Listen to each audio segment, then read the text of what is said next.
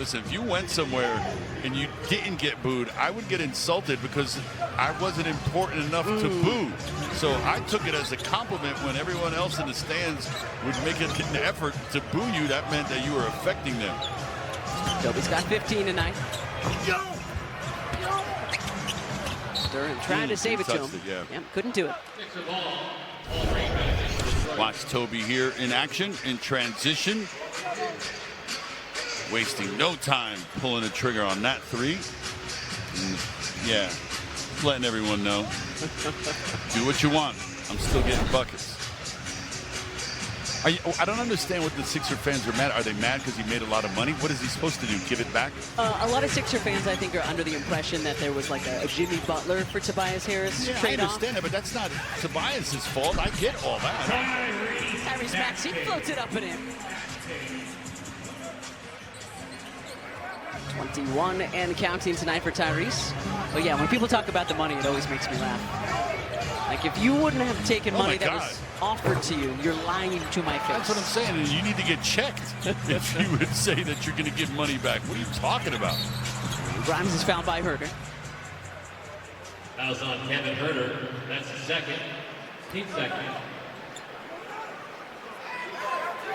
And just to probably upset more Sixers fans.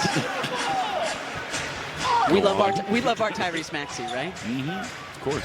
Tobias was the veteran who taught Tyrese how to be a professional. I mean, Tyrese still talks about how in his rookie season, in training camp, Tobias took him out to dinner and said, hey, Rook, anything you need. This is how you treat your rookies when you're the veteran. And lo and behold, Tyrese took Adem Bona and Jared McCain out to dinner last year, did the same for VJ, and look at what a great relationship they have. Yeah, and he's passing on a classy act and a classy move. Yep. And if that makes relationships with teammates better, then he's contributed. Listen, the reality, we get to know these players. The reality as opposed to the perception when it comes to Tobias is so drastic of a difference.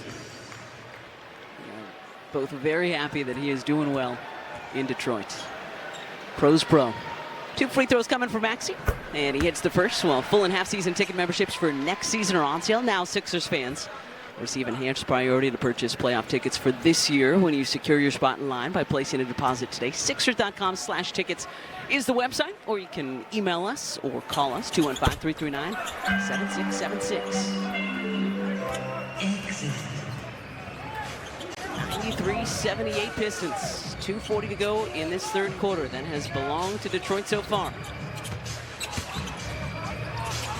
More zone here from your Sixers. Herter skips it to LeVert. This dude Makes the three. Doesn't get that to go. Nice rebound there by Adem. Yeah, especially in traffic. Paul Reed right on him. VJ through the traffic. Can't get the finger roll to fall, but he will head to the free throw line. Staying aggressive, going right at defenders. Picks up the foul on Toby. First on Tobias. Two free throws coming for VJ, who's got 16 tonight.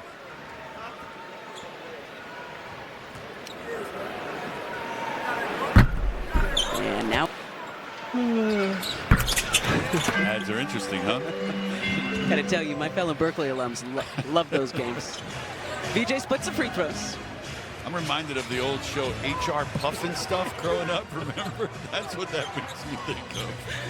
Moving on. 93-79.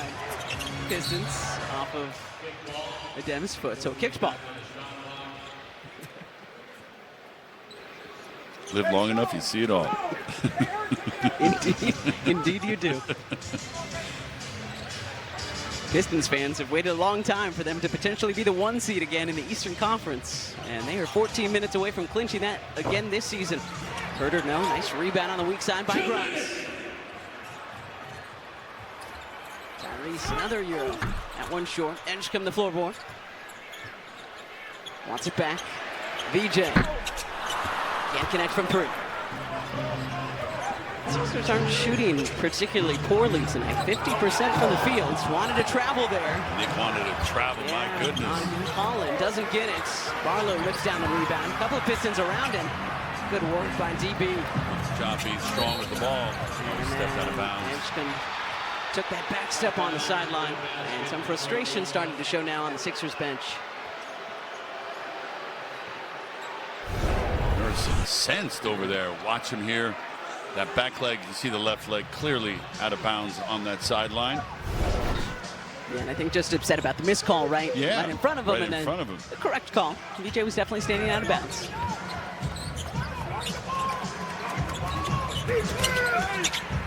Herder has it taken away. Some contact there, not called. Yeah, it could have been a foul easily there. Sixers may have gotten away with one. Moving on. Just over a minute to go in this third quarter. Sixers haven't even crested 80 points yet. After putting up 150 twice in the last week.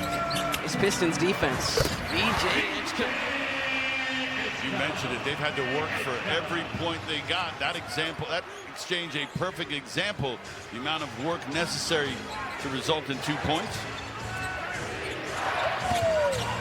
Alvin answers back with a mid-range of his own. And that's what all good defenses want. They know that these guys on the other team are too talented to shut down completely, but you want each guy to have to work for everything he gets, and that's where you see the Pistons defense having an effect. Making every bucket difficult for this guy. Paul Reed with a block on Maxey. Yeah, and it kind of taken Maxey a little bit out of his game. I don't know, maybe perhaps a little fatigue is setting in playing last night, or the Pistons defense having the effect it's having on him right now, but he seems a little out of sorts. Herder. But he lost it. Yeah, sure looked like it. Maybe a little bit of a makeup call. Herder was the one who thought he was fouled last trip down. You know, we've been talking about it. They have been so impressive since Cade Cunningham went down again. Those 2 losses, overtime losses to the Atlanta Hawks, who are 18-2 in their last 20, and the Oklahoma City Thunder. So they have been tremendous since losing Cade. Well, and look at the 6 guys averaging double figures too. Usually when you lose your point guard, your offense suffers a little bit because your lead guy isn't there. But they haven't really seemed to miss that much. Now, they will gladly take him back in a heartbeat, but without him, they seem to be able to at least tread water a little bit. Yeah, this guy has filled the void nicely. Jalen Duren has stepped up as well. Final few seconds of the third. Wow. Jenkins with a long step back. And that will do it.